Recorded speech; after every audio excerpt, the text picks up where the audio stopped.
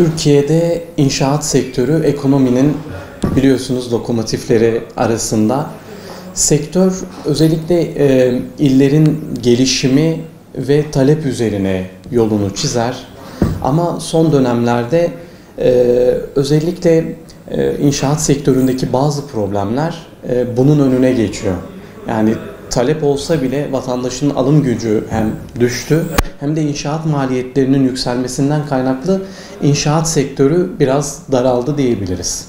İnşaat sektörü özellikle son yıllarda arsa fiyatlarının ve arsa paylarının artmasından kaynaklı bazı değişimlere uğradı açıkçası. Nasıl değişimler bunlar? Arsa fiyatları yükseldiği için maliyetler de haliyle yükseliyor konutlarda. Daha önce vatandaş birikimleriyle 2+1 daire alabiliyorken arsa fiyatlarının ve arsa paylarının yükselmesinden kaynaklı daire fiyatları maalesef 2 katına, bazı yerlerde, bazı illerde 3-4 katına çıkmış durumda.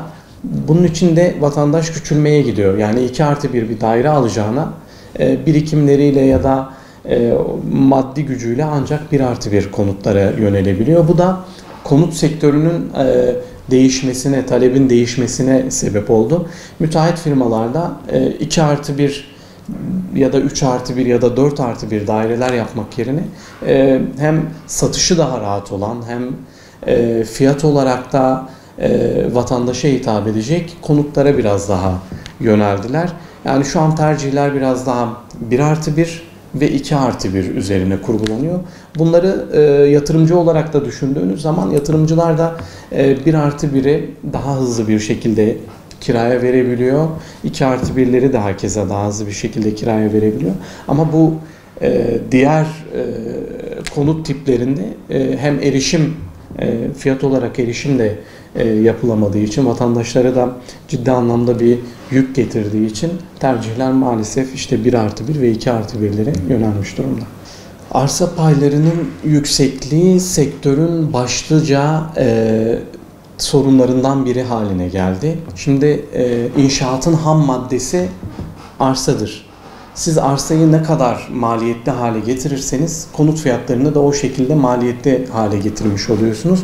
Ama maalesef şimdi Türkiye'de özellikle büyük kentlerde bazı belli noktalarda arsa fiyatlarının artık 30-40 milyona bir dönümünün çıktığına şahit oluyoruz.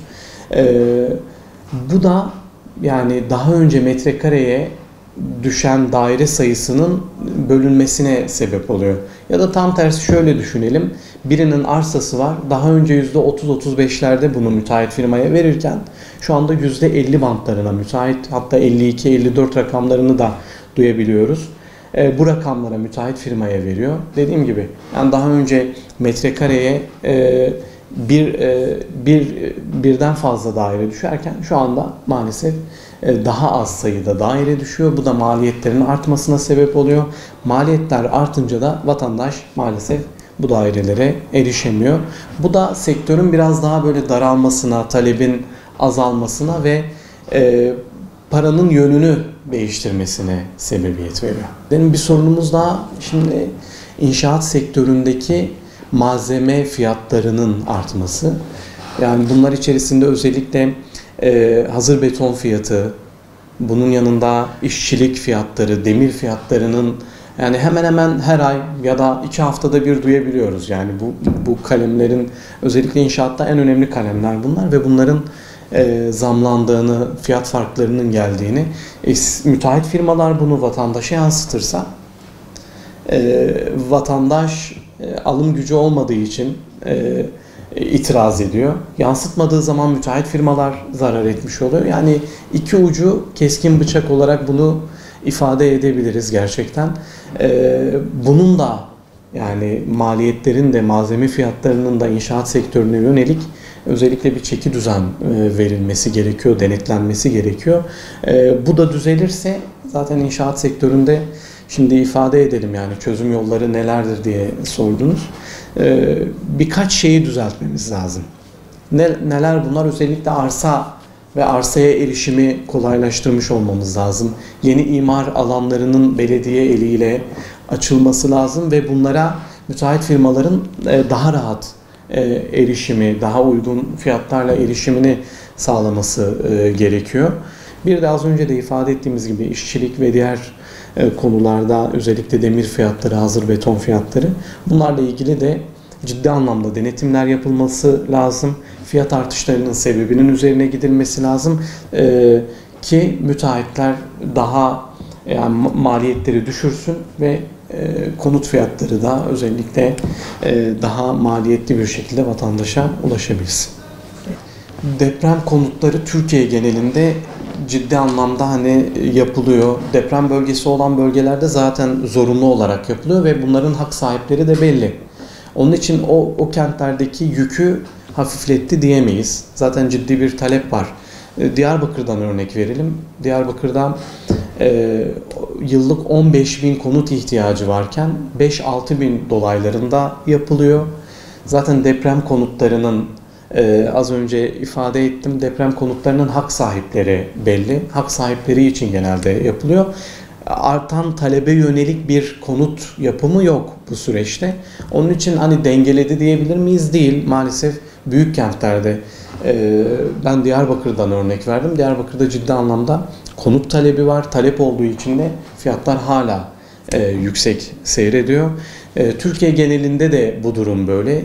Yani deprem konutları genelde hak sahiplerine yönelik yapıldığı için talepleri azaltmıyor. Var olan talep devam ediyor. Yine aynı yere dönüyoruz. Yani müteahhitlere özellikle arsalara erişim kolaylığı, maliyetleri düşürücü yolların açılması, bu biraz daha minimize edecektir konut fiyatlarını. Yatırım için şimdi şöyle, genelde uzmanların tavsiyeleri bu yönde. Yatırım yapacaksanız, uzun vadeli yatırımcıysanız arsa alın deniyor. Orta vadeli yatırımcıysanız özellikle ticari yerlere, yani bu ofis olabilir, cadde mağazaları dediğimiz dükkanlar olabilir. Ama kısa vadeli yatırımcıysanız konuta yönelin genelde. Bu şekilde ifade ediliyor. Şehrin talebine yönelik, yani herkes bulunduğu şehri tanır, bilir. Şehrinde hangi konutlar ya da ticariler mi ya da arsalar mı talep görüyor? Hangileri daha hızlı bir şekilde değerleniyor? Ve ben neyim? Orta vadeli bir yatırımcı mıyım? Uzun vadeli bir yatırımcı mıyım? Yoksa kısa vadeli bir yatırımcı mıyım? Kendimizi de o şekilde tanımlayıp öyle adımlar atmamız lazım. Uzmanlarından da tabii ki destek almak lazım. Yatırımı yaparken bu hususları göz önünde bulundurursak, yani hem yaptığımız yatırımdan zarar görmeyiz hem de kazançlı bir şekilde yatırımımızı yapmış oluruz. Ama bu süreçte tabii ki röportajın girişinde bahsettiğimiz o 1+1, 2+1 konutlara daha çok yatırım yapıldığını görüyoruz. Daha çok değerlendiğini görüyoruz. Talebin olduğunu görüyoruz. Bunu da ifade etmiş olalım.